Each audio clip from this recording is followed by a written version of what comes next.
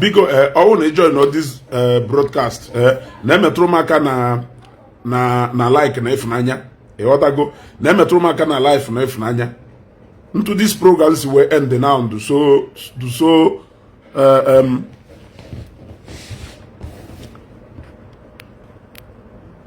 yeah. My program ended in such a way before. Because you know na metro maka na ifunanya, metro maka na like na metro yaka. Yeah, I don't know. The program just end there just like that. Go. Some of them will be the program. Hana move for that one way course wedo. Yotana. Odemo anama like go kanye advice do odo. Koya wo oge ibe akwa luo ka m wee ike nye aka soro ibe m wee mo ku onye ahụ fuma. Fact, all they watch most of my videos. If you na like inye notice n'oge. Anama like chetana asukwo na oyemu na maka agbara agba wajoy mana oyemu na mo gwara agba wezigbo oyi. Na emetru maka na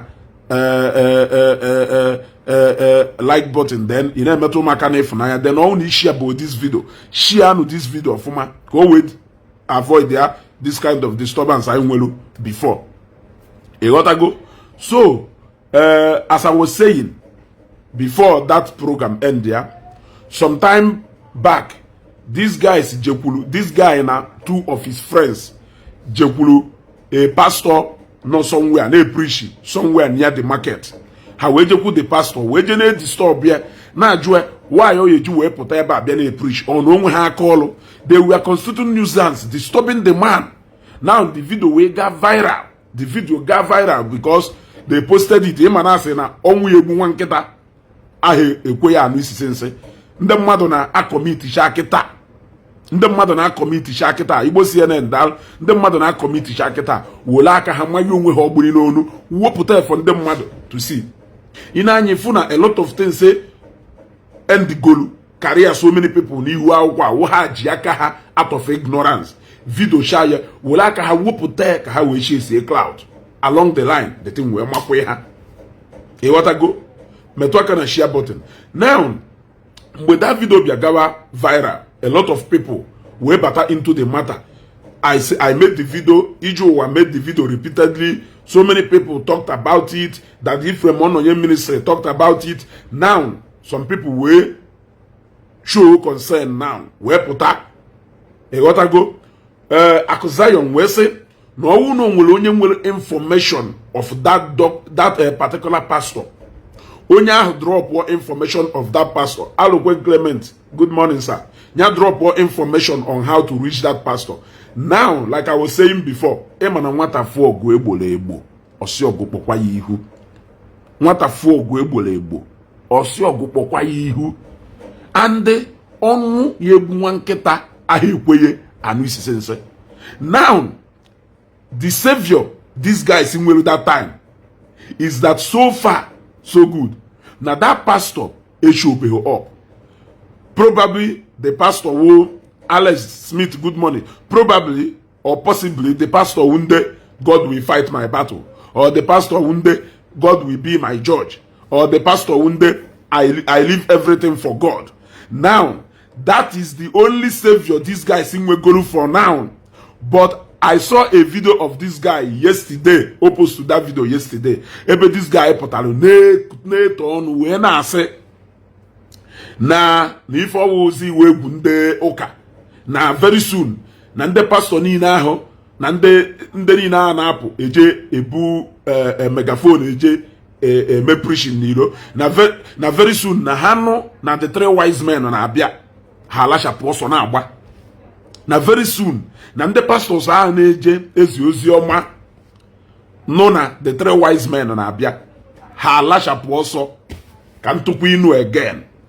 Ọnwụ ya egbu nwa nkịta ahụ ekwe ya anụ isi sense.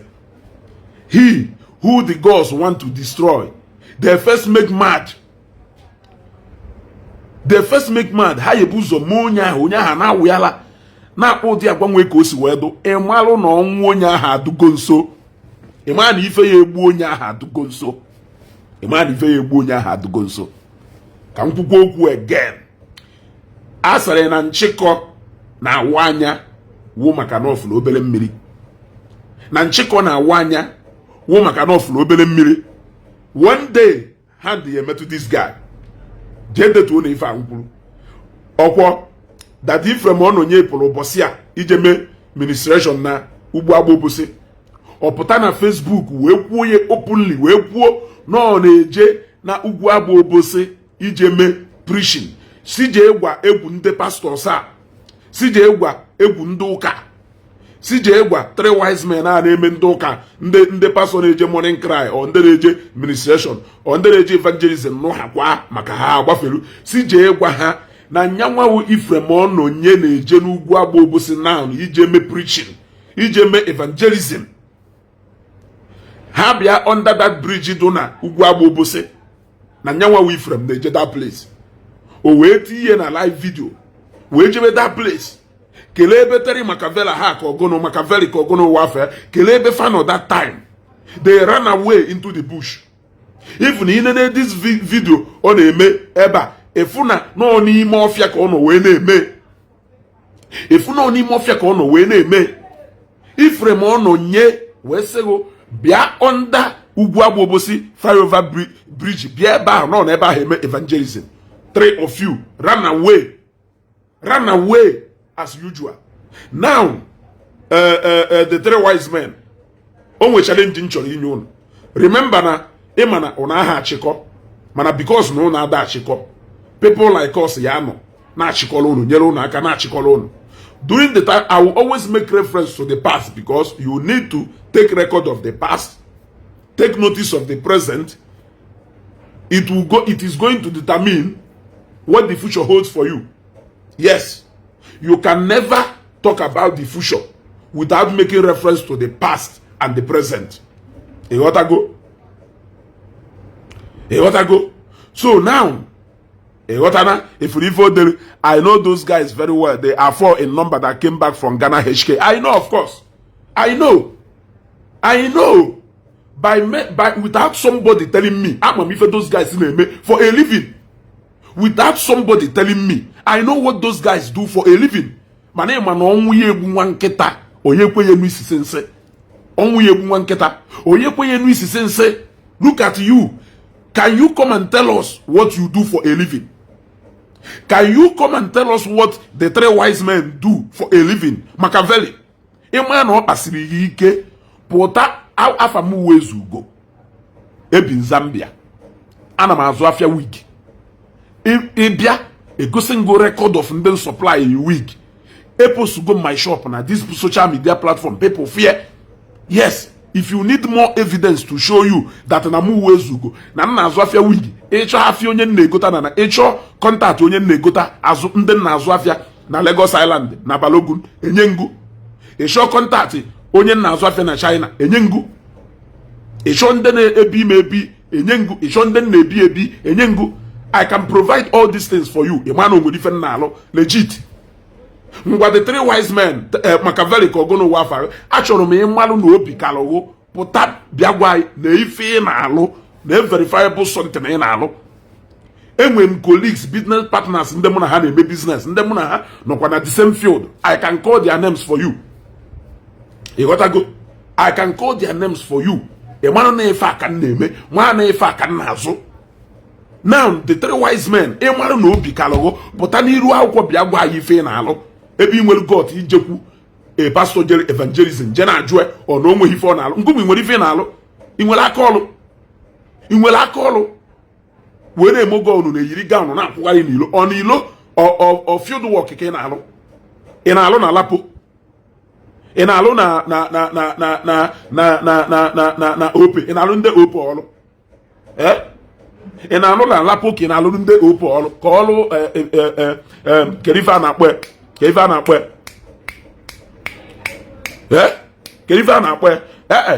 Peter Davis said stop calling them the 3 wise men. If onye kwọrọ nkụta ya ka ọ ya aza ịchọ kịta ije gote ekuke baa ya Makaveli ka ọ ya azara ịghọtago ịchọ ije gota ewu baa ya Obama ka ọ ya aza So if onye kpọrọ onwe sikpọwe ya, ịghọta na if onye kpọrọ onwe sikpọwe ya, can you come out n'ihu akwụkwọ na ịma na obi kalụghụ si anyị na ife na-alụ? I challenge you to come and tell us what you do for a living. Ebe ịmụ ife pụta ka ị bịakwa anyị ife na-alụ for a living. Ihe ji wee jekwu a pastor jere evangelism je na-asị ya kedu ife ọ na-alụ. Pastor ahụ sef nwere ife ọ na-alụ. Onye ahụ efuru kịta bịara evangelism na ịchọ ọkpọrọ sef je gosi gị ife ọ na-eme. Kedu ife ngụnwa na-eme for a living? So let me not divert. Let me say what I want to say before ngabakwa n'iru. Ịmana unu na-echefu, but somebody like me, I don't forget. During the time of Daddy G.O., mgbe Daddy G.O. na-enye mkpọtụ too much, mgbe mkpọtụ Daddy G.O. nọ na the climax of everything, mgbe ọ dị unu ka Daddy G.O. ya egbu agụ, ife unu gwara anyị ewu unu malụ na obi kala unu kpata unu Daddy G.O. aka. Akụ Zion respond to that call. Jema blue Daddy G.O. tinime oyo biko where he say show ye mercy. So as we speak now, he's a product of church mercy. The church showed him mercy. He is free today by the mercy of the church. He is free today by the mercy of Akụ Zion. He is free today by the mercy of Ndi Zion. Now that one aside, agabakwa unu no katakwa kwukwa Nigeria do more powerful than everybody. That no one even madu ye menwu ijele. Nigeria do more powerful than everybody. Somebody from somewhere, balalalala, mabuli ijele to win ime. As we speak now, ijele apotable. Ntu ahunu si we to good need their people. Machiavelli called the three wise men. I dare you people today. I dare you people today. That if from on your ministry, we give you people time and date again. He will give you people venue again. I dare three of you. I dare three of you. Unu maro na ife na-ekwelu unu egwu siri ike. Ị maro na iwe egwu ndị pastor na hanu afago ha agbafelu. Ị ma na iwe agụ na eme ọbata n'ime ọfịa ụmụ anụmanụ niile agwala ọsọ. Ị ma na iwu felu jikpalụ ụmụazị Israel ji ha for so many years. In fact, ị ma na imechara si from Pharaoh turn onwe otu Moses bịa kpọpụta ha from Israel. Igbo Nation TV daalụ. Ịmalụ na iwu odogwu na-epe mpe, ịmalụ na iwu ife niile wu nnukwu mmadụ. Ịghọtago, I dare you people, ana m challenge to three of you face ye ni Ifrem na n'ebe ọ na. In fact, na ugwu agba obosi a mma gwa Daddy Ifrem ka o buje that evangelism na another place do closer to ebe unu bi. Gwa me your stronghold, gwa me ebe ibi ka m gwa Daddy Ifrem ka ọ bịa evangelism na n'ihu gate you. I dare you to come out. Yes. Ịmalụ na ife na-ekwelu gị egwu siri ike. Achọrọ m, in fact, mma akpọrọ three pastors. Mma akpọrọ three pastors. Three people. Mma gwa ka esi gwa Daddy Ifrem. Kele onye ọzọ. Yes. Kele onye ọzọ. I will wait for somebody now to volunteer by themselves. Three people. In fact, mmemme ha four. Biana St. Mary's. Or Biana Teaching Hospital. Or Biana Nwanyi Imo bus stop. Or Biana Oliabo Junction. Or Biana Kelebe, in fact, Biana Oba Junction. Biana Oba Junction. Kambupe from Nnewi. Kambuje very far from Nnewi. Emmanuel Obi Kalowo. These four people, Moma, KC, Daddy Ifrem, and the one person here volunteer. Emmanuel ni iwe egwu ndị pastor. Emmanuel na ife na-ekwelu egwu siri ike. Emmanuel na ife ha na akọlọgo drama n'ime ọfịa no siri ike. Bịa ebe a ka bịa disturb ife. Ma ọ wee Emmanuel na ife na-ekwelu egwu siri ike disturb any pastor ya do willing to come out. Emmanuel ngwa na onye nke unu jeme unu do lucky. Obviously that man so na ndị ọka so na ndị believe God will fight my battle. You got to go? Oka sonande, we leave everything for God. Yeah? Oka sonande, I submit to God. Okwanya we fi jikana enyegari mkpotwa. Wepụta na Facebook yesterday, we bịa na abamba. Okwanya we fe karugo biji wepụta na Facebook yesterday bịa na abamba. Okwe? Onya karugo biji wepụta na Facebook yesterday bịa na abamba. Maka ọwụlụ na pastor ahụ kwe wepụta na sinsi. Oh, now that pastor will wear patana since kaketa. I can't na mpunu. I have no doubt to need to so need to as empty. It do even more empty. Onyeke one.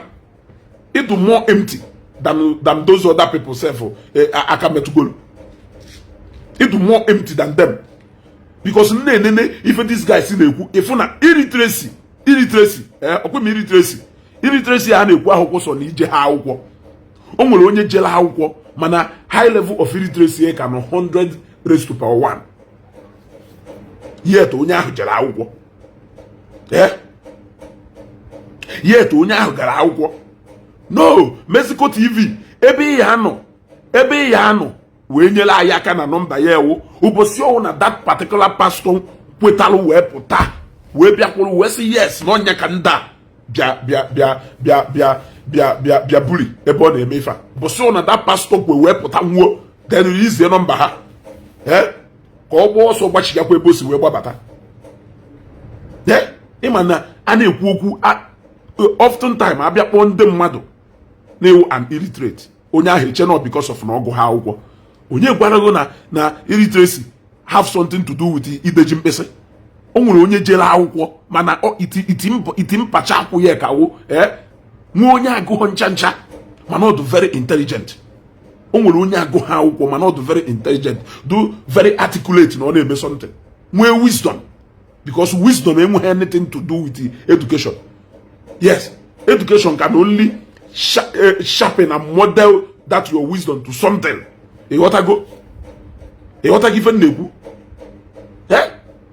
That is it. Na onye ijere ime ife a nwere ike ịkpọ polisi on you immediately ebe ahụ aka na aba aghọ otu epojekọwa ịmahụ ife awa ife agwaghị na agwa and inweghị onye advice nwurugo ijechalụ nke izi na-akpagharị unu eje na ya ugboro ole ndị mmadụ ka na-akụrụ ụnụ aka na-asị ụnụ gabanụ n'ihu gabanụ n'iru. Look, let me tell you people, unu na-emesịgharị around with the law of this country, and it's high time maybe to activate those laws ka ha bido speak n'ebe unu nọ. Unu na-emesịgharị around with the law of this country, and it's very high time maybe to activate those laws ka unu wee bido learn what the Peter way. Unu need to learn. Unu need to learn ka unu mụta akwụkwọ.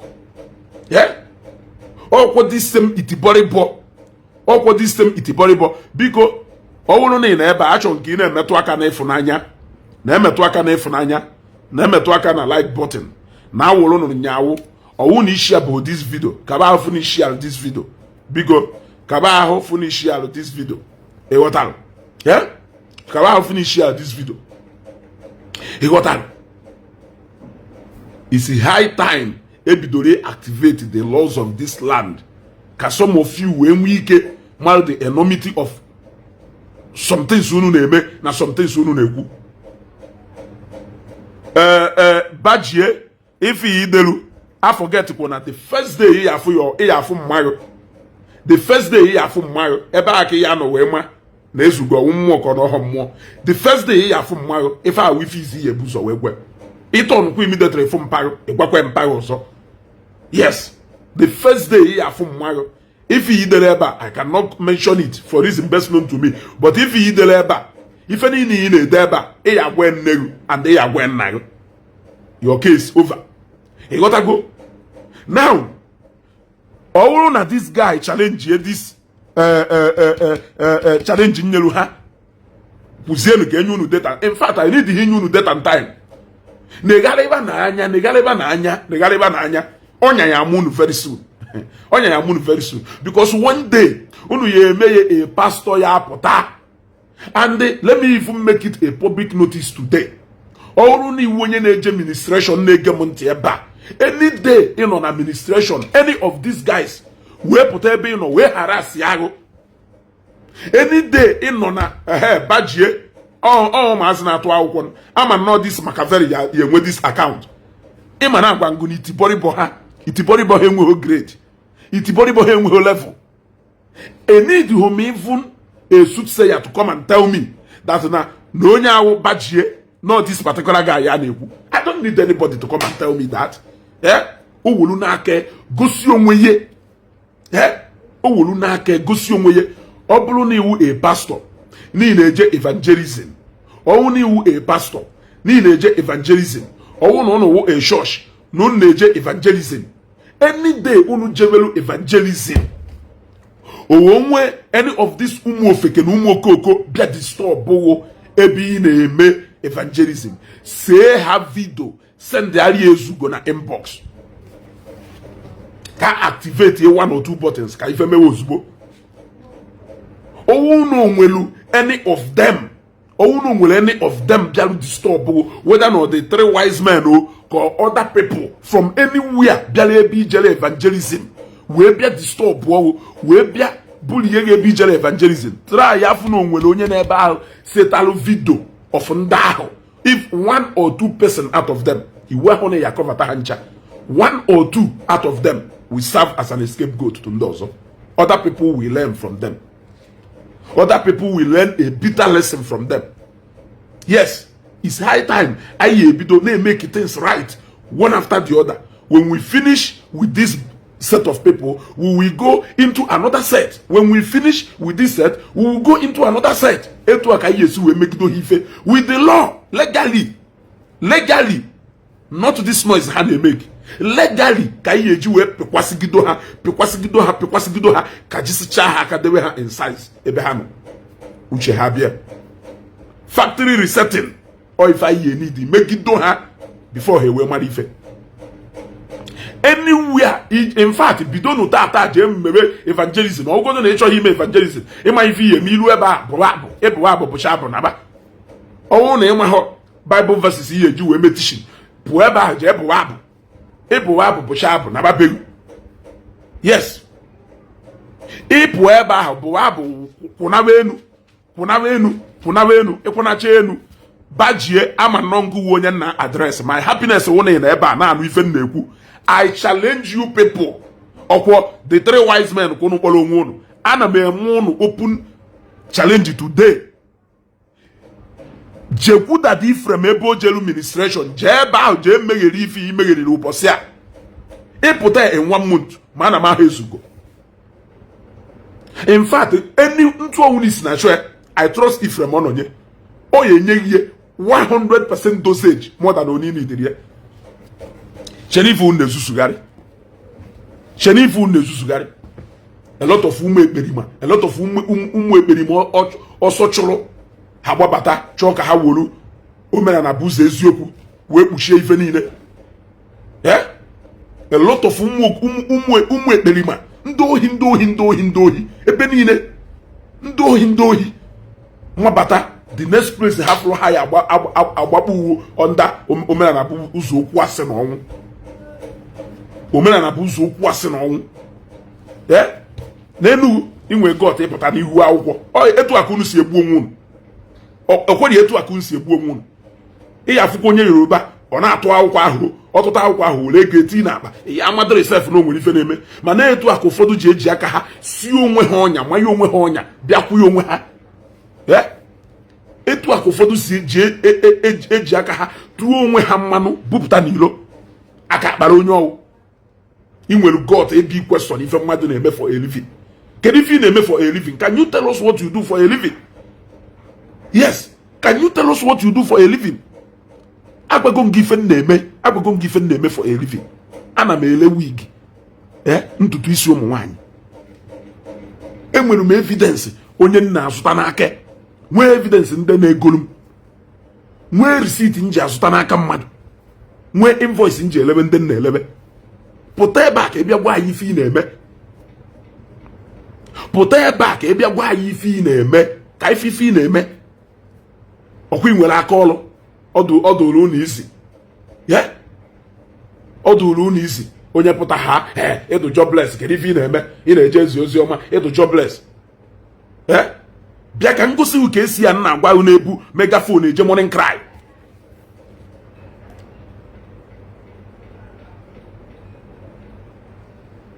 Elochukwu Ezike, that was dee ya ọfụma. Achọrọ m ka ide ya ọfụma ka m bido with you we set here example. In fact, somebody never screenshot on this Elochukwu Ezike because ọ ya eji aka maya onwe na dọkịta. Screenshot wee kịta na ọ ya eji aka maya onwe na dọkịta. Actually, a lot of you look can go esetisha example with ndana apụta abịa ekwugheri amaghị ife na-ekwu ka ndị egbuwara isi. The next set of people you out from comment section. Yes, the next set of people you out from comment section. Any do mmadụ ịtọ na mmadụ ịnọ up to 5 people aka na ntị from comment section ka ha wee mụrụ akọ. Nwe ife ha chi sọsọ ọnụ, nwe ife ha chi sọsọ ọnụ, sọsọ ọnụ nwe ife ha ji oji ọnụ, ụmụ oji ọnụ. Ishe n'isi ebe akọgide ọnụ wee ruo echi niile. Ishe na o nwere ife oche njiri. Ishe na o nwere ife oche njiri. Onye ọnwụ na ịfụlụ jelu morning cry. Onye ọnwụ na ịfụlụ jelu evangelism. Ejike moment of truth good morning. Efu ya ọdụ ka onye agụ. Bịa nụnụ ka m gosi ya ebe ka esi na-eje morning cry. Bịa ka m gosi ya ebe ka esi na-eje evangelism. Onweghị otu mkpụrụ onye ọ na-ebi afịa ụfọdụ n'ime unu lulu. Onweghị otu mkpụrụ onye ọ na-ebi afịa ụfọdụ n'ime unu lulu. Yes, bịa ka m kpoje ube ihe ilute be na gate ye imehụ call ya cross first gate ya cross second gate. Imehụ call onye ahụ ị na-afụ n'iro na-emoburu megafon. Ọ bụ abụ n'ọnụ ụtụtụ, ọ bụcha abụ n'ọnụ ụtụtụ, okpe ekpere mkpọrọ uje ebe ihe ya cross nwu first gate not to talk of second gate. Bịa ka m kpoje bịa ka m kpoje ka ije fụ ka m gwa how many containers of battery na-abata every week, every 2 weeks, every 3 weeks. Ka m gwa how many containers the battery na-abata.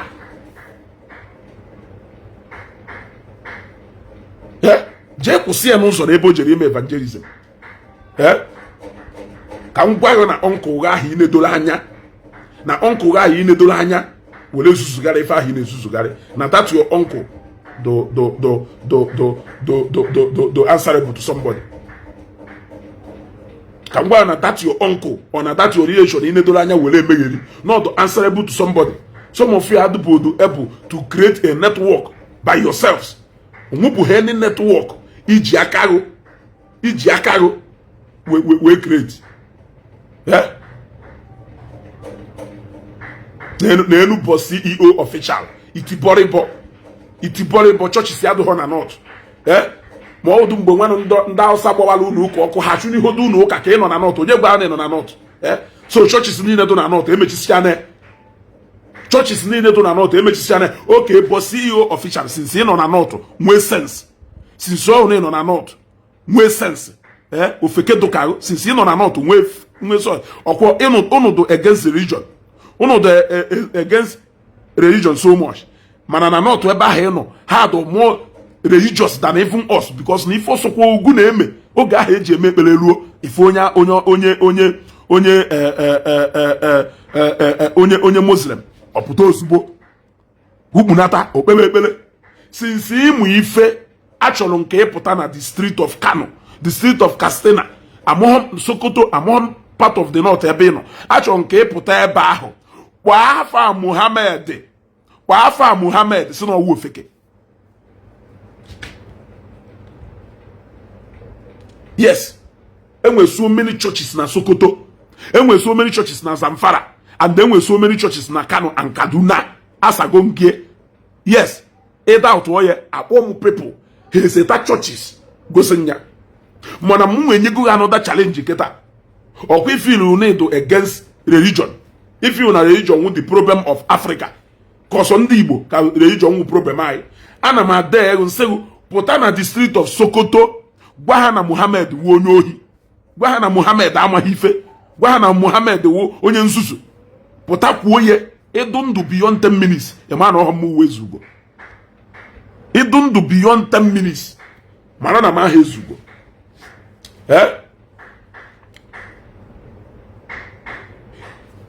Pụta ka ikwuo ye I want you to come and say it. Unu pụta na na-ezuzugharịcha. That is the only reason why message una yeji we go anywhere, because the approach and ways unu ji apụta nke ndị anyị nwere people dụkwa unu na every family, the black sheep of the family, prodigal sons. Yes, onweghị any family enweghị ụdị unu, ụdị family ọsọ kwenye nyawụrụ enwere ụdị unu. ụfọdụ ka akpacha anya n'ebe ndo ụfọdụ ka etritie n'alụ fọkọp ha sinsi debezie ha hapụgharịzie na-akpagharị inwe got ịpụta na Facebook na-agwa pastor na-agwa onye bịa n'administration Elochukwu Ezike ọ ya eburu ụzọ bịa after you and your family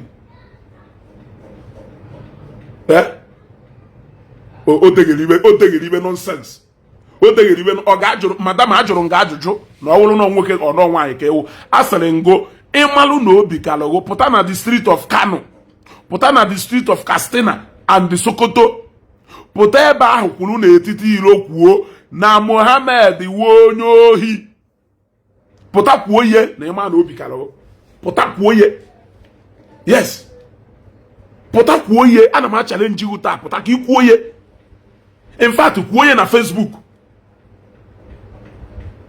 kwuo ihe na Facebook apụta na n'ilobịa kwuo ihe pụta na Facebook were English in fact sụọ ya n'Igbo ka mmadụ kọwalụ ya onye Hausa pụta na Facebook kwuo na Mohammed wuo onye ohi na Mohammed amaghị ife o nwere ike iwu onye polisi onye Hausa nọ na checkpoint ya amụma gbakawa iri ga-egbofu ụbọchị iwe kweta na ọ na-eme ụnụ na-awa anya ukwu kelekwu because of na-ejere ụnụ anyị ya apply a little of ife ahụ ndị Muslim na apply legally anyị use that medicine for you people ịghọtago ọ sịkwa keep quiet you are making noise you have not even say anything to ife na-ekwu agwago ngwu mee ihe na Facebook ngwa dee ya dee na comment section ebe a ka anyị screenshot wee share ya ka ọ gaa viral somebody je emepelu m this boss CEO official wepụta picture screenshot ife aye boss CEO official I challenge you somebody meru nya very fast I challenge you bịa na comment section na abuse Mohammed na comment section na I want to make a video with it I want to make you popular I want you to go viral ịma na obi kalụ mee ihe Jesus Christ Jesus Christ Jesus Christ maka na na-enewu unu ndusi nso unu na-awa anya ukwu kelekwu mekwanụ pim ka aka kpalụ ka ikweta na ọ na-eme mee kwuo ya ebe a na even osoro anya nwa ọpụnoji fake account still obi aka bụghị ihe a abuse Mohammed ọpụnoji fake account ọpụnoji fake account ọ ka iwe mmalụ ka ha si atụ ndị Hausa egwu okay na onye na-eme eki mmadụ popular no Kings amarụ achọghị m ịma nọ na north o onidi he nọ na north onidi ode nọ na Nigeria ifo onidiri iwu nya mee that video in fact nya dee ya ede na comment section ka ndị mmadụ wepụta picture here ka anyị circulate ya obodo na osokorie nya nọlụ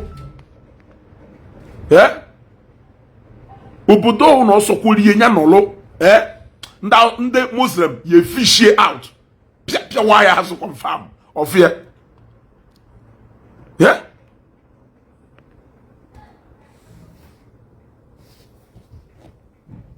ịghọtago mee ihe una na-enyegharị mkpọtụ ọsọ noise ka ụnụ pasịrị onweghị ife ọzọ ụnụ pasịrị unu che nọ mgbe ndị ụka na-asị God will forgive mee ya again ka apịawa gha azụ confirm ka efu ya ka ikweta na ọ na-eme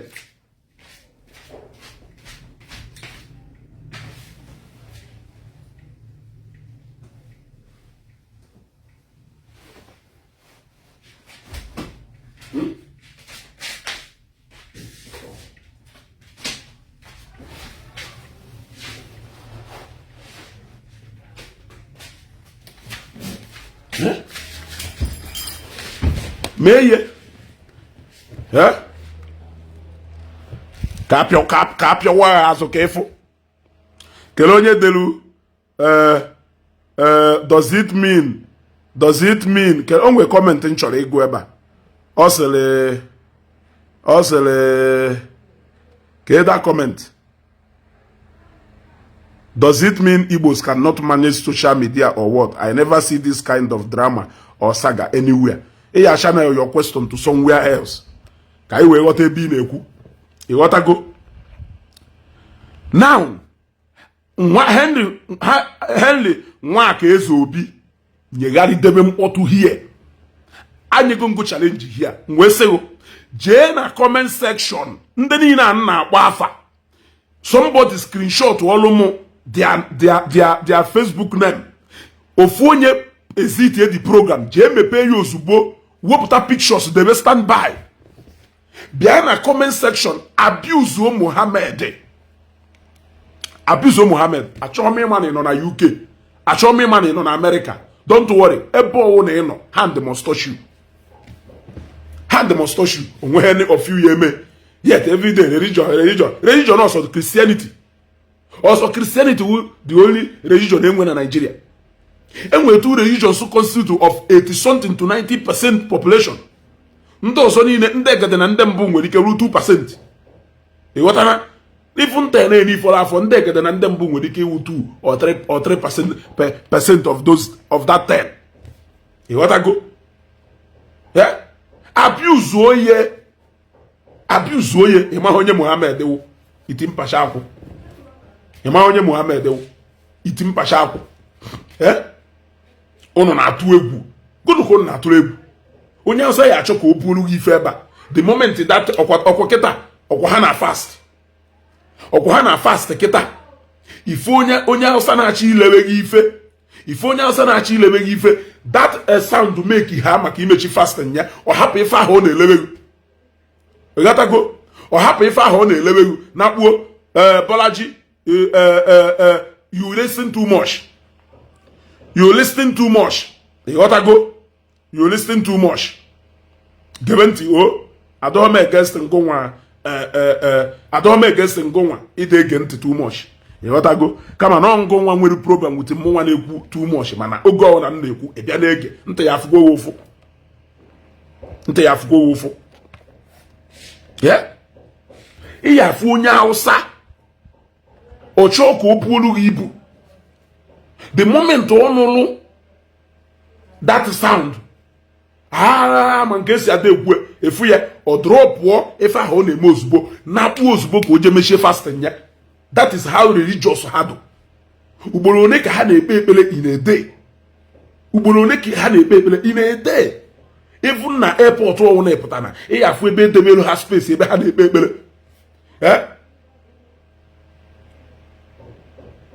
Ịghọtago? Ịghọtago? Now, ilute na Ethiopia, ilute na Addis, gbagota n'elu. Ilute na Addis, gbagota n'elu. Side ebe gate gonodo. Gbagota wetu ahụ ma ebe gate 11 na ndị otu ebe ndị na-ada abịawa Nigeria eve a na-ada Isiagu. Mana from the beginning, among no from gate 1 ka ọgụnụ wee gbagotawa. Ị ya afụ ebe ndị Muslim na-ekpe ekpere. Side toilet. Side toilet. Ka edebelu ha space ebe ha na-anọ na-ekpe ekpere ha. That is how religious ha do. Mana a na-ekwu okwu ọnọdụ high religious na-eghe alọfa ha anya ha kere ife na-achọ ụnụ. All that medicine ọgwụ ahụ ndị Hausa na-eyuzuru ụnụ ka anyị nwa chọrọ ide eyuzuru ụnụ kịta because anyị achọpụtago na that is the only message ụnụ na-aghọta. Now the 3 wise men enyego m ụnụ ọlụ kịta. Enyego m ụnụ ọlụ kpagharịwakwanụ ụnụ. In fact welu na aka ụnụ gbaa vidio maka ụnụ togodo na ịgbanụ vidio. Welukwa na aka ụnụ gbaa vidio etu ahụ ụnụ si wee gba vidio ndị ọzọ tinye online. Kpewekwu na ekpele ka that particular pastor gbagota bịa kwuo okwu na ọ bụrụ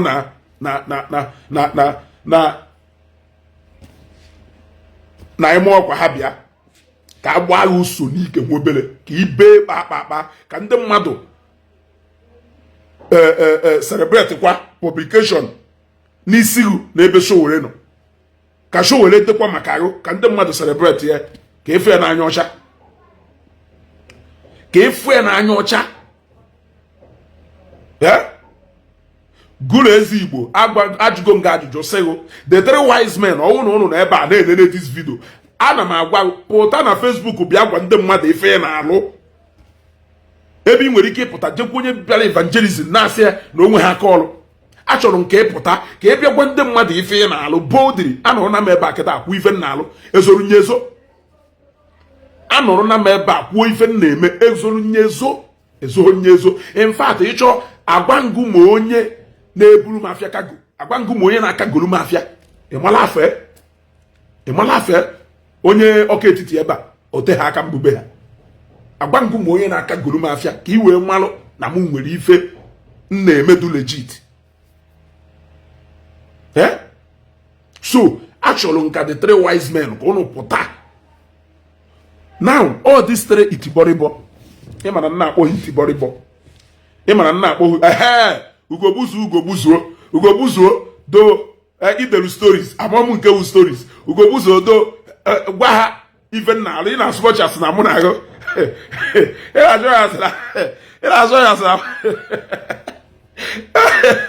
ịna-azọ na mụ na gị enweghị the same ideology. Gwa ha na o nwere ife nna alụ ka ọ na-ịma ife nna alụ. Ịghọtago? Pụta na ebe a bịa gwa anyị ife ụnụ na-alụ. All these three itiboribo, because ife nna akpọ ha iwu itiboribo, ife nna akpọ ha awụ itiboribo. Ọ ha pụtara jee na ebe nwanọ ha sịrị na ukwu isi ahụ wụ the Trinity.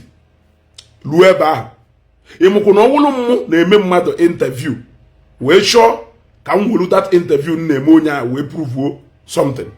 ịmụkwụ na onwe some part of that interview mme edit like that part ebe that man kpọrọ afa local name ha na-akpọ osisi ahụ. That name ebe that man, that part ebe that man kpọrọ that name a na-akpọ that osisi ha jeru na gbara ịtọ. Now that part ebe ha si na osisi ahụ dị Trinity, ha wee jụọ ha how old ka that osisi do. Onye gwalụwo nọ na kọwalụwo culture and tradition ye ọ bụkwa na ife ahụ identity eji wee mara obodo ha. Wee gwa na ndị Israel bịalụ nene ji osisi gwalụ ha na osisi ahụ onye ahụ the oldest tree in the whole world. Ndị Israel ndị Israel bịa baa mụ dike na Saturday. Ndị Israel nyere anyị ancestral land ebe anyị bi today. Why must it take onye Israel iji wee bịa gwa m that na my son enwu dike? Why must it take onye Israel ịbịa gwa m na my dad do so and so years? Why must it take onye Israel ịbịa gwa na Nnewi na afọ awụ Nnewi do so and so month years old? Yes, ebidoro afịọlụ Nnewi ịda 91 or 92 ka Nnewi gbara afịọlụ for the first time. Why must it take onye Israel ịbịa gwa na afịọlụ Nnewi do so and so years old? O ebe ha anọghị wee mara ife onye Israel, the same Israel adụkwa controversial n'ife gbasara ụka a na-ekwu. It takes even those Israelites again. Jesus Christ ha na-ekwusi from that part of the world wee bịa unu na-reject ya, but ọkwa the same people bịakwara wee gwa na ukwu osisi a ndị Israel bịa gwuo na ahụ n'ọdụ. He made the interview dọwa ihe na Facebook ozugbo, because na people who are following you, who people ask questions, they don't ask questions. If ha need iwu anything ọ need na tin ihu akwụkwọ provided na na-akpọ Jesus iyi ha na-akụrụ gị aka. Ha na-akụrụ gị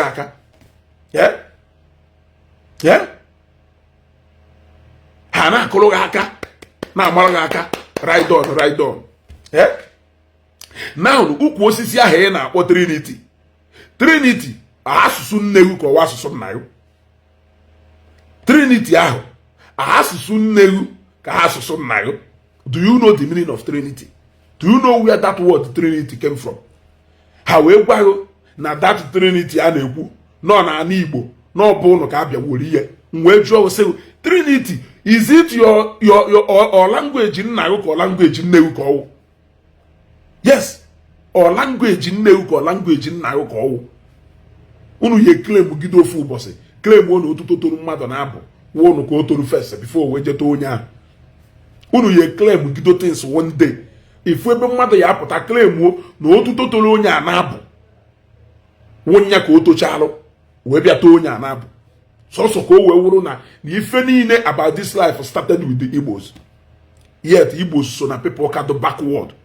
Igbo so na the people travel more all over the world. Eh? Eh? Hey, what I go? Now, Igbo so na the people waloko baka spread ya all over the world. Eh? Man, everything. Yeah, he started with the Igbos. He started with the Igbos. Everything started with the Igbos. Everything started with the Igbos. Ono malo aka n'ebe Mathias no. Eje maburu Mathias. Akosa yo mmelu nka. Ono malo aka n'ebe ijele no. Eje maburu ijele ti n'ime. Kita mwa na amazi unu aka. Wesi unu approach enu that Ephraim ono nye ministry. Ebo jelu evangelism. Owo na imana ewo otu onye na-eme akpọ nde ozioma agbafusi ya n'ilo.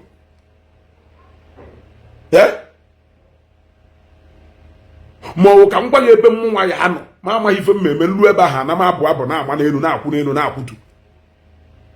Ma amaghị ife mmemme nlu ebe ahụ na ma abụ abụ na ama n'elu na-akwụ n'elu na-akwụtu. Na ọ na ma amaghị ife mmemme. Bịa ebe ahụ ka ebe anyụ na nsị elu ka iku ruo na police cell, ka isi jụọ oyi na police cell, ka ije siere ọdụ n'imi na police cell, ka ikweta na mmiri ite ụzọ ịbụa na-enwere mmiri ọkụ nwee mmiri oyi.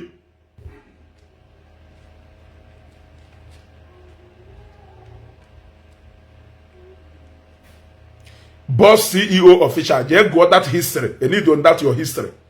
And even that history, yeah, my family were history.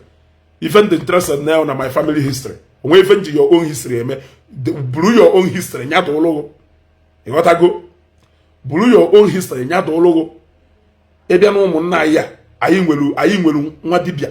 Ayi nwelu onye na nwa dibia no mo na ya. Ayi ni na eme meeting na the same obi. Nwunye na-eje ụka, ụmụ ya na-eje ụka. Yes, nwunye na-eje ụka, ụmụ ya na-eje ụka. Yes. Ọ gbakwuru akwụkwọ n'ụlọ ụka mgbe ahụ before wee lụwa nwa dibia. O bupụbụ wedding picture na pala. Ọ lụchala ụlọ ọfụ ya, burukwa wedding picture bupụkwa n'ime, o bupụbụ dị asị nwa dibia ọwụ. Ịghọtago? So ongo mazi ebe division ahụ.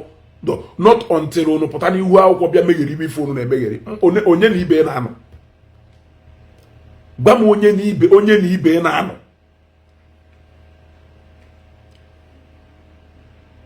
So ọtụtụ okwu adụghọ n'ụka mgbede. Ogbu agụ, egwu ndị ụka, egwu ndị evangelist, akpọkọ dịka ọza. Kelu tuwenu Makaveli afa niile unu ya etue. Tuwenu the three wise men afa niile unu na-etu ha. Mana ife mma unu ife ngwala unu wo. Repeat kwa na ife ahụ unu melu. In fact na ekpekwa na ekpele ka that pastor unu je me that thing. Amọ no pastor ka nwoke jos jere onwe evangelism. Bewe na ekpele ka that man ghara ịnọ kata one day inbox one. Maka ọnwa inbox one. Nke ọ na-agwụgo. Ọnwa inbox one. Unu ye celebrate kwa another Sahara Reporters publication. Emara nke unu nke chukwu nke ijele wole self na ndị mmadụ nụrụ maka nke Mathias wole na ndị mmadụ nụrụ maka na nke unu eto na onwe onye ya anụ ebe unu nọ bịa nwe onye ya anụ ebe unu nọ ọ bịa nwe onye ya apụta ikwu opem because unu do so insignificant that na anwụrụ unu nwukpuo n'ime onwe onye ya ajụ eso unu onwe onye ya ajụ eso unu cha onye na-ajụ eso unu na-ajụ eso unu for what?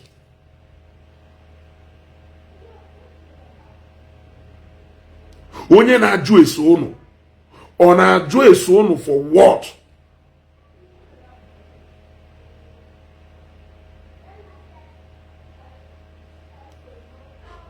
Unu pụta na na-amachagharị ebe niile yiri gown eto na-akwụgharị ndị enwe ha aka ọrụ na-achọ ndị enwe ha aka ọrụ. Ọ ife a na-egbu ndị mmadụ na Naịjirịa. Onye ohi pụta ọ na-achọ onye ohi. onye amapụta ọ na-achụ onye ama iwere aka na-echu onwe iwere aka na-echu onwe gwa m ife ị na-alụ tell me ife ị na-alụ for a living ọwụ na olu oyiwo ka ị na-alụ gwa na company ebe ị na-alụ ọwụ na business ka ị na-eme gwa m shop ebe ị nọ. In fact, I want to come and patronize you. I want to come and patronize you.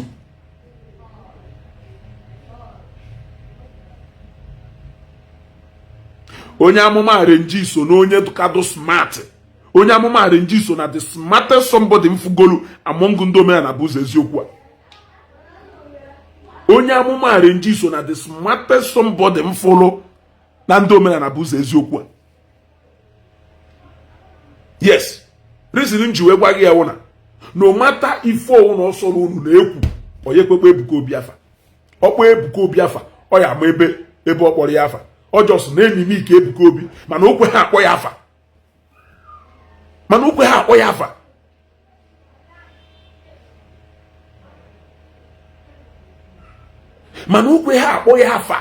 chacha okwe ha eme ife ọsọkwa ogwu mee onye kwekpọ ya afa.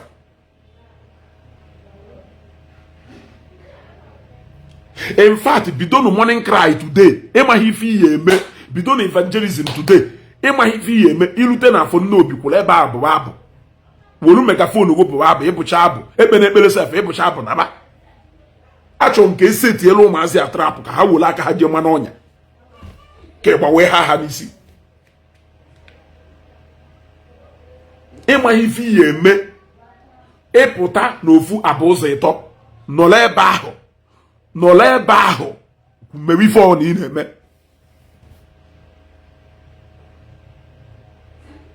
Golo na-akpụ ụla go and sit down and sleep.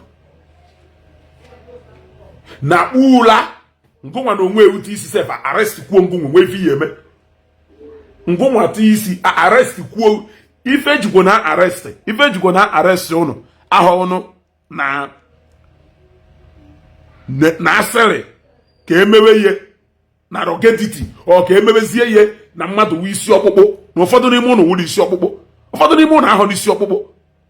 Ịghọtago ọwụ ife ejikwa eyuzu arrest n'ebe ụnụ na-aba na eyuzu arrest ugwo ka anyị follow law na anyị do law abiding ọkwụ nya ka eji eyuzu arrest o na minus arrest ahụ na idebe ahụ ka ịpụta gosi onwe agbaghị na ife ahụ ewu ka na amụ ọsọgụ isi ọkpụkpụ ọsọgụ onye ahụ anụ nzori ọsọgụ mana iwepụta ọkpọ suo mmadụ ọkpọ n'anya n'ihi esukporo ya anya ọkwụrụ onye bụ ụzọ landị ọkpọ n'anya ibe adị nwere ike landị ya m na nke a landịkwa ngọ na nka mụ na ya eburu anya kpọrọ akpọ ịrọshia jebute bọtụlụ arọshia jebute mma ijebute mma ejembute bọtụlụ yes ibute okpiri eje sekpụta nkụ ịma mụrụ amagwara ngụ ibunye m enu apaikwa nga aka n'okolo bunikwa elu ikujie m aka akujie nga ọkpa. So the provoking ị na-ekwu guru kele ebe ọ ya ebido ka nna ajụ within the space nke a dị ọdụrụ ka mgbe a nụrụ ọgụ Biafra within the space of 5 days or 6 days amụ ụnụ ka ụkwa zụgụ ma ụkwụ ụnụ gawa unu n'aba unu epeka onweghị ife ụnụ chi ụnụ akpaghị ume ụnụ amaghị ekwukwu okwu onweghị ife ụnụ pasịrị mana unu na-eme ekicha the loudest noise. Ịghọtago mere nie ka ụnụ na-eme onwe n'ife unu menire ebuka onwe ife unu menire ebuka. Saying this arrest is what caused the itikwu isi sef guru ikwukwa nonsense arrest kwa were ụgwọ score guru ezigbo nya wewe itikwu isi arrest kwa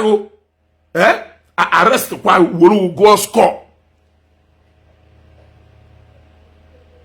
If unu chọrọ ụkwụ na anyụ na nsi enu ka unu na anyụ na nsi enu na threaten people here and there na blackmail people here and there na unu ndu aya arrest unu ka Nigeria wuzie a lawless country. Can you do that in America? Can you do that in Europe ebe ahụ nọ ebe ha gwara unu na ndọcha ha ejezi ụka jụọ ọnụ ha na this particular one n'ihe emenye na Europe ebe ahụ nọ jụọ ọnụ ha nọ ọkwa na Europe ka ihe eje common ije kụọ aka be mmadụ without invitation onye achọ kpọrọ polisi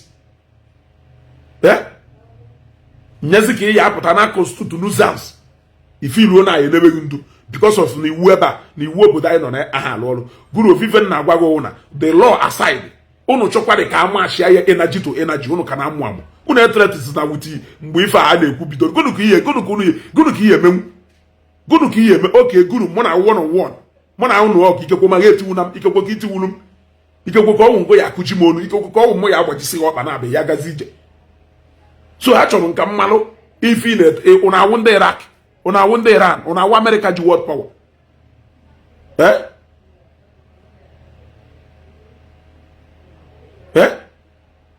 Also, you will know that religion outcry is a public disturbance. If ife ọ na-akọ mana steady ajọfia bụ mmọnwụ ya apụ steady ajọfia bụ mmọnwụ ya apụ je na-agba and oje na-agba a na-akụ egbe na-agba mkpọnana ebe ndị mmadụ bi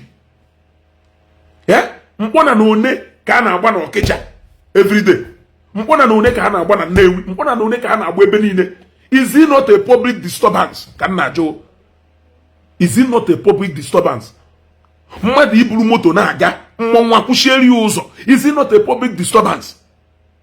Na inye hụ mmọnwụ ego mmọnwụ apịaghị ịtarị. Is it not a public disturbance? Ebe unu mụ ife ana m ajụ n'ụgha ajụjụ na ebe unu mụ ife. Is it not a public disturbance? Ọkwa ịmụ ife a na-ekwu is it not a public disturbance? Na-akwa akwamozu ọgọ mmụọ mmọnwụ iju ebe niile ndị mmadụ a na-agba helter skelter gịrịgịrị. Is it not a public disturbance? Kedu ife nwere to say about it? Ọsọsọ agbaghị ha megaphone mana akpọnye egwu ajọ ọfịa ị na-agba ya agba ị na-akụ ya akụ na-agba ya agba eti ha praise the Lord man of public disturbance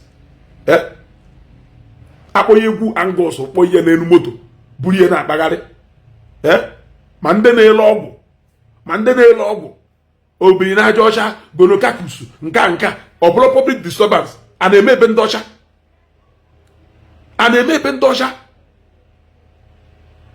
ma ndị na-eme ha pụta ha akpọ ihe egwu na plate na CD were kpọrọ egwu na-ele egwu a na-agụ ha na-akpagharị a na-eme ebe ndị ọcha. Ana m ajụ ha ajụjụ a na-eme ebe ndị ọcha ọ public disturbance ka ọwụ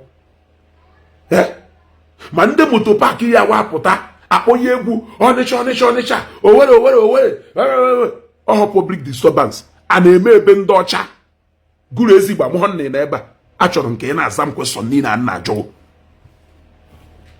unu chere ndị mmadụ wee akọnite nke dị onye ọrịa mma osisi wuru pilo bunite ya isi akọta ha nke adụ ya mma okwosi kpọba dọkịta ka ọ bịakwa ihe drip n'ọnwụkwa anwụọ mana mgbe ị kọtara nke dị ya mma ọ bụrụ nọnsensị unu na-eme ka papa mmadụ achọghị ịkwanyere onwe ya ugwu ka papa mmadụ Chineke ya akpọ kwụsịrị na gangam midia mpama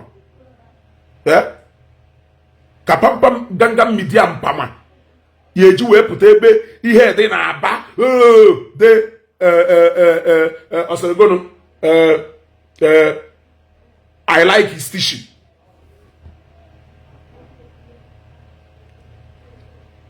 Ọ pụta ebe ihe dị na-aba na-ekwu tụgharị Bible backward ọsọ I like his teaching.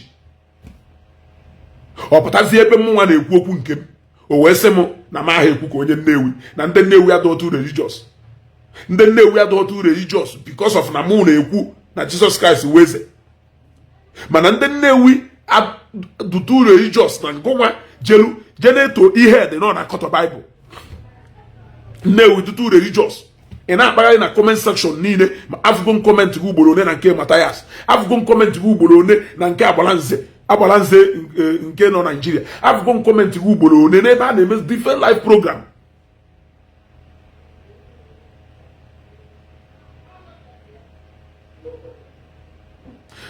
Ajụrụ nga ajụjụ Chris Elem ajụrụ nga ajụjụ sịgo n'obodo ebe ahụ ị nọ a na-ebu megafon ele ọgwụ oke na street n'obodo ebe ahụ ị nọ onye na-ele plate ọ na-akpọnye egwu Ajọfịa kpọnye egwu Chinyere Udoma buru ya n'elu moto na-agbagharị na-ele ya n'obodo ebe ahụ ị nọ ya anụ a single noise n'ime afịa ebe ndị mmadụ ya eji megafon wee na-amaketi afịa ha na-ele na-azakwa ma ana m ajụ n'obodo ebe ahụ ị nọ ị na-anụ a single noise na moto park ebe a na-elodu moto ihe ala obosi ọnịcha ọhapụ iwe ka ị na-anụ ya ebe ahụ ị nọ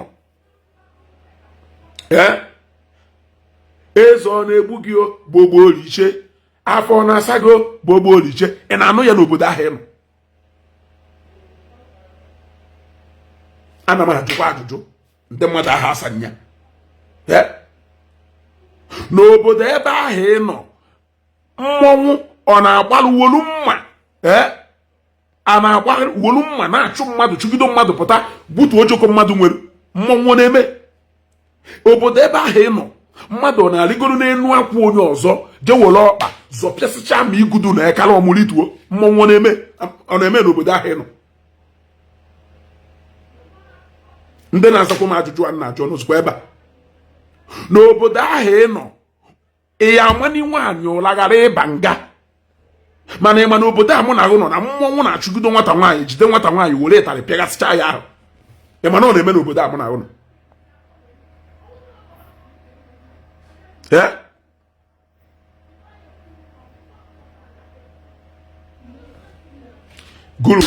guru iwe eze mkpọtụ problem owu na you like making too much noise in you I see somebody who really want to do a lot but onwere anything at his disposal to do any of the things ọ chọrọ ikwu o nwere a lot of things ihe eme na ọ bụrụ na ị nọ in position of somebody nwere authority today but wishes if wishes were horse even beggars we love to ride. Unfortunately you can only speak from your house. Mgbe arrested that GO ka ị na-asị m na ụlọ ya arrest Ebuka Obi nsị go ahead and arrest Ebuka Obi, go ahead and arrest pastors. Till today you have not arrested anyone. Up till today ị ka na-agwa m of your impending arrest. Ayagbakwana ya agba. Go and start arresting them immediately. Don't take permission from me. I won't go police public relation officer. I want your lawyer. You seek advice from me. I'm not your lawyer. We are talking about religion and not business advertisement. As somebody cholo ka I read that constitute nuisance. As somebody cholo ka I read they disturb your public. Ka I read they disturb public. Bendocha osokwu boy akanchawa. Akanchawa. I were disturb on nebo ga akpọrọ police. Ịchọkwa akpọghị omenala na-eso okwu anyị akpọrọ police. Ịchọkwa akpọghị alụsị obeledu anyị akpọrọ police. Ịchọkwa ti speaker ọgwụ oke anyị akpọrọ police. Ịghọtago? Ịchọkwa ifosokwa ogwu mee provided need disturb public peace mmadụ anyị akpọrọ police. Ha dọrọ selected. Yes. Had all selected.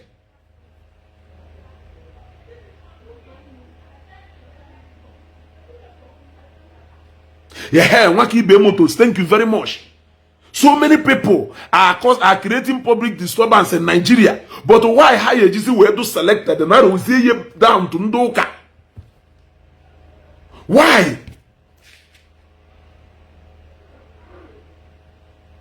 And I'm more Kwabendosha.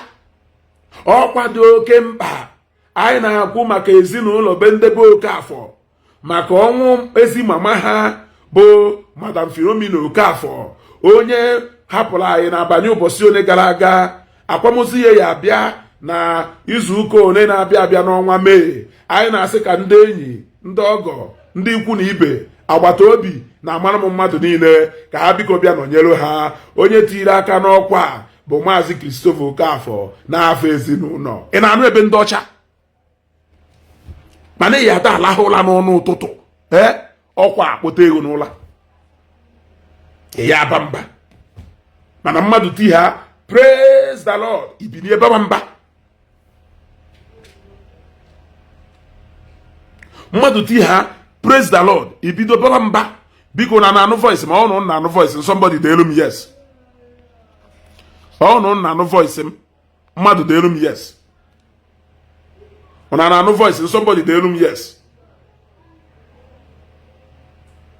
ọ na anụ voice dey elu m yes no Michael Jeremiah hapụ ha mmọnwụ ya eji ịtarị by fire by force na-apịa gị ịtarị sef wee narị ego ifube na pastọ pịara mmadụ ịtarị wee narị ego ifube na pastọ mara mmadụ ọla wee narị ego mana mmọnwụ ya eji ịtarị wolu mgbajara na-egbukwasa gị ya n'ahụ force ọghụ ịma ya ka na-akpa were ego unye by fire by force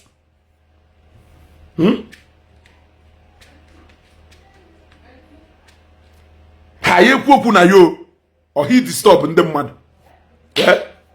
ohi disturb ndị mmadụ na 20 gunudo de fa 20 something December ka one of my friend dey melu wedding na melu wedding na 3rd of January nwaanyị na ọkwa akpụ ọ dụka ọ na-akpụ ka o ji eme ife nwaanyị na-akpụ o wee sị m ka m bịa ka m nyere ya aka sorie na ọ chọọ ka ndị mmadụ ka nkụ wee jee anyị wee jebe akpụ wee jechie akpụ wee na-anata wee na-erute na enem hall from side be effects kiloma wee blọkụọ ka m gbara ụkwụ asị ọsọ God be my witness na ọ bụrụ na ife a na-ekwu asị God be my witness anọrụ na hold up more than 2 hours na-agba mmọnwụ mmọnwụ blọkụrụ the whole enem hall ilu niile ahụ mmọnwụ blọkụrụ ebe niile ahụ ya aga ndị machin sụkoju ebe niile moto sụkoju ebe niile it even takes ndị amị took ndị amị na-aga somewhere iji wee pụta wee clean gide ilo na ọwụ na ụnụ ma mmọnwụ a na-adụ round etu a ọwụ na ụnụ ma mmọnwụ a na-adụ round etu a ya wụọ na ọ na-agba egwu pụta na ọ n'ihu moto m na-agba egwu na-emeri ya aka anya pụọ na nkọ ọ nọ n'ihu moto na-agba egwu ofu onye na onye na ndị na-eso tinyere m aka na moto si m na nchọ mụ fere efere in fact kama ha ya apụzi n'ihu ife a ha mara ụma bịazie n'ihu moto mụ kwuruzie n'ihu moto m gbawazie egwu mmadụ ife m emezi mụ mee I have to wait for them ha mebe ife ha na-eme mechaa pụọrụ na nkọ continue gawa ebe m na-aga doo na ụmụ ibe ife a ọ ya emebe ndị ọcha ha wee disturb the whole neighborhood of Enem Hall that particular day from morning till night wee disturb the whole people bi ma ndị na-ejere onwe ha ife ha ma ndị nwere wedding ha na-eje ma ndị nwere akwụmụzụ ha na-eje ma ndị nwere ife dị mkpa ma ndị bụ mmadụ eje ụlọ ọgwụ ha wee disturb mmadụ niile that day no complain epụtazi efu onye gbaịrị ebe anyị decidere ka anyị dawa iwu ahụ ebe a anyị ya adakọsi iwu ahụ ọnụ with exception of none anyị ya dụ selective n'ide iwu akpa egwu Chinyere Udoma akpa egwu Ajọfịa kpọọ nke Perikoma kpọọ nke Voice of the Cross agba mmọnwụ anyị eme crusade because na mmọnwụ crusade ekwensu crusade ndị ụka wu crusade Jizọs anyị ada eme ha na-abụ paripasu ọwụlụ na onye omenala na onye na-efe agwụ na-agba ọfala ndị ụka ga na-eme baza nwevi ihe eme about it ndị ụka ga na-eme baza ye ọkwefụrụ ọfala ha awụ annual ceremony ha na-eme ka ha wee celebrate ya ka ha si wee ga n'afọ ọkwa ife ha na-akpe ndị ụka ga na-eme baza nke ahụ iwu ọwụlụ na mmadụ ya akpọ ya egwu Ajọfịa n'elu moto buru ya na-akpagharị n'Ọnịcha niile, buru ya na-akpagharị na Nnewi niile, buru ya na-akpagharị na Nnewi niile, na-akpagharị ebe niile, nwanne